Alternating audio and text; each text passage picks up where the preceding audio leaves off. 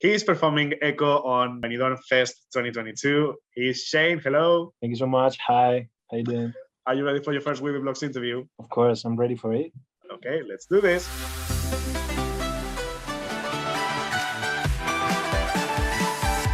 Xeinn, thank you so much for having this interview with us. Now, first of all, your song is called Echo. Can you please explain to our readers who are not Spanish speakers mostly, what's the message behind your song? Okay, so it's like a sad love song. Mm-hmm. It talks about a story of relationship that you have in the past. It's like a thought that you have in your mind. It's always in your mind, like the echo, right? So that's a thing, the main idea. But of course, you had in the chorus, so powerful chorus that makes you want to dance, want to move. So it's like two feelings: sad feeling, but happy feeling. The fact that the song is up tempo, it's maybe a way of it's up tempo. That's what I'm talking. That's what I'm saying. That it's like so powerful song. Yeah, as well, right? It's sad, a little bit sad, not so sad, of course. But the main idea is like sad idea with a thought of a person that was in your life, and it's always in your mind.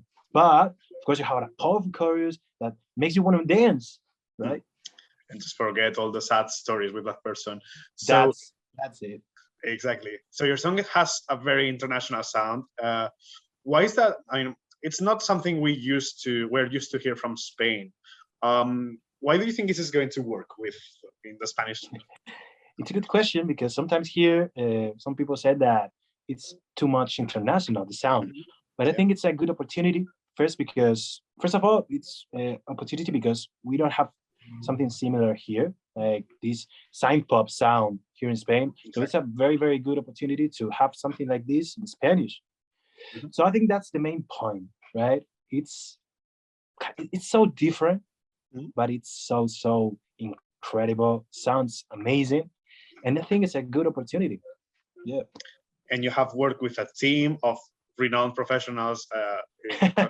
Thomas Gison, who is, of course, the composer of so many Eurovision hits. How did you get in touch with all of them? How did it start? Well, first, I've talked with Carlos Marco. He proposed me all this stuff about Benidorm Fest. And well, I have a really, very good conversation or deep conversation with Thomas. We have some calls, FaceTime, Skype, Zoom, sometimes here in the studio. But he lives in Sweden. We live in Spain, so it's complicated to have like a physical touch. But yeah, we have calls, we talk, we work together here, specifically in the studio.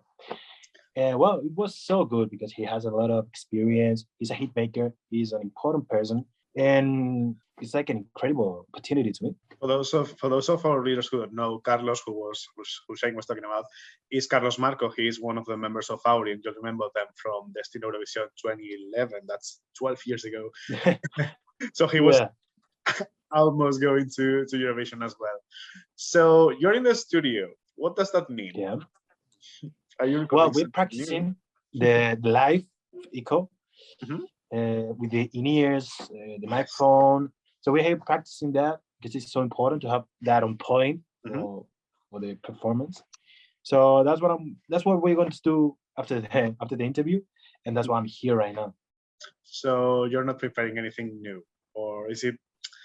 Well, these days we were preparing new things, but not only about Benidorm Fest, of course. New songs, new sounds. Well, we'll see in the future. And how are the preparations for Benidorm Fest going? It's next week, basically. This is next Yeah, it's too close, but this month and a half, maybe 2 months, I was preparing myself like vocal coach, interviews after interview, every week with vocal training, physical training as well, like running, go to the gym. That's so important. Sonography, like the moves, the dance. So these weeks we're so like we got a lot of work, but I'm like so happy for that because it's something so important. This is my life. This is what I want to do. But of course, it's a lot of work to do. There's only 1 week left, so we have all the work done. It's almost there. We have all the work done. This just right now we are little things, but nothing important. We have everything done. So it's just the little things, and most importantly, staying safe from COVID, just in case. That's it. Nobody wants Thank you that. so much. Yeah. So from what you've said, you've been going to the gym, you've been preparing to sing your song. So I guess your performance is going to include some choreography or a lot of choreography, actually, isn't it? We want to keep the hype about the performance. So I'm not going to talk about a lot you of will not be performance. standing. You will not be but just standing, I It's guess. not gonna be a static and a static performance. It's not gonna be like a big dance for me. Like I'm not gonna dance a lot, but I'm gonna do some moves. I think all the athletic exercise is because the song is so complicated. You need to breathe a lot. You need to control your breath, to control your breathing and your voice. So that's the thing. The main point. That's why I go to run. I go to the gym to train myself. Not because I have a big performance or a big dance. We have a big performance, but not dancing or big moves, big dance moves. But it's a complicated song with a really, really good performance. So you have to Be prepare. alone on stage, or I'm not gonna answer the question. There's only 1 week.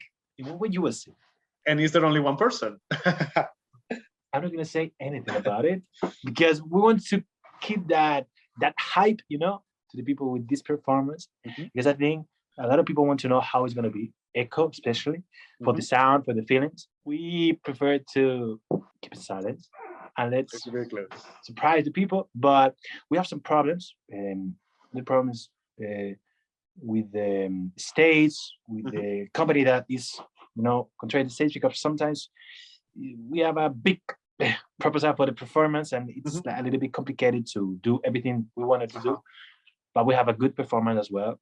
Even we can have everything that we want to have, but we have so you've had to cut some of the ideas you had for the performance. Yeah, we have to eliminate it.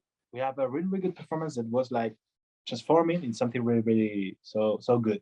Anyway, you're opening the second semi-final. So if you're the first one to go, I'm sure that must mean something. Because a producer won't let any song just go first. No, going first in a show is something really important. Going first is for some reason. Exactly. What's the reason? I'm not gonna say anything. But is it related to the fact that you may have lots of things on stage that you have to prepare in advance? Maybe. Yeah. Maybe. Yeah. It could be because we have a lot of things.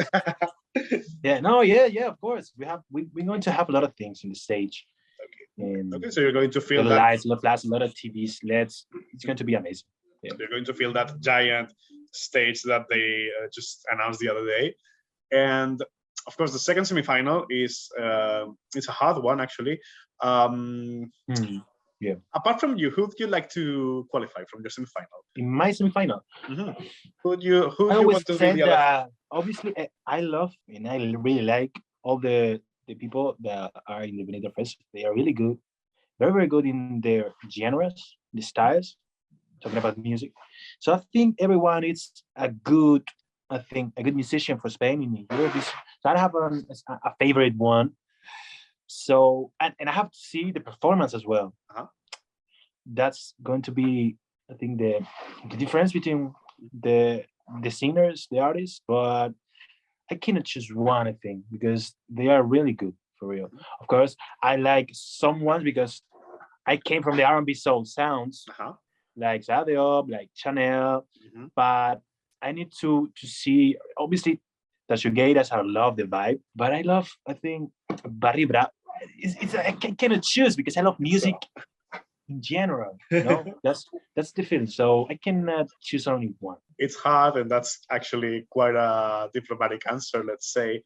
And well, it's no surprise because it's not really diplomacy, but you have studied political sciences.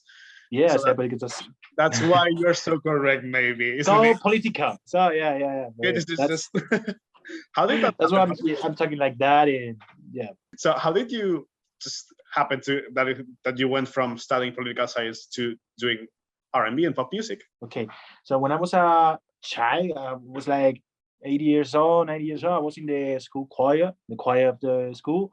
I've been there for 2 years. After that, I was playing the violin for another 2 years. But the idea of music disappeared from my mind. When you were a child, things came fast and disappeared faster. So, well, I was in 2015 maybe, yeah, 2015.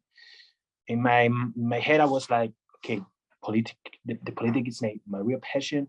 I want to dedicate myself to it. But I discovered artists like The Weeknd, Post Malone, Bryson Tiller in United States, Canada, United Kingdom. A lot of people that was doing a really, really good work, good music that inspired me a lot. And it was like, okay, I thought at that point, like, okay, I remember I was good in music. I really like music. It was like so fast in my mind. Like, man, I was so good when I was young in the music. I could dedicate myself to it. So my mind changed like in one day to dedicate myself to the politics, to dedicate myself to the music. Obviously, I was like balance. You have to have a balance of both. You have to have your studies. You have to have your career, music career. That's what I was doing just to this point. I finished my degree. I passed all the exams. I have the political sciences degree. But now I'm dedicating myself to the music. That's what I want to do. But I think that's the story about it. So there are similarities between both of your professions, actually, because at Eurovision in this case, because you have to ask for people to vote for you. So yeah, of course. It's kind of an electoral campaign in a way. Yeah, I have to convince the people to vote me and the judge. So So Xeinn, we're going to be wrapping this up, and I'd like to ask you for a message for all your fans and the readers of Wiwibloggs. First of all, thank you so much for all your love. You're incredible people. I would love to see each of you, because you're incredible people. You send me a lot of message about love, about how incredible is Echo. So thank you so much. Hope you enjoyed this interview, but hope you enjoy Benidorm Fest. And maybe you will see me in Eurovision. We will see. Probably. We'll see in January 27, second semi-final of Benidorm Fest, where Xeinn is taking part. Then January 29, the final. And who knows, 14th of May in Turin in Eurovision. Thank you so much, guys. Thank you so much, Xeinn. Bye. Bye-bye.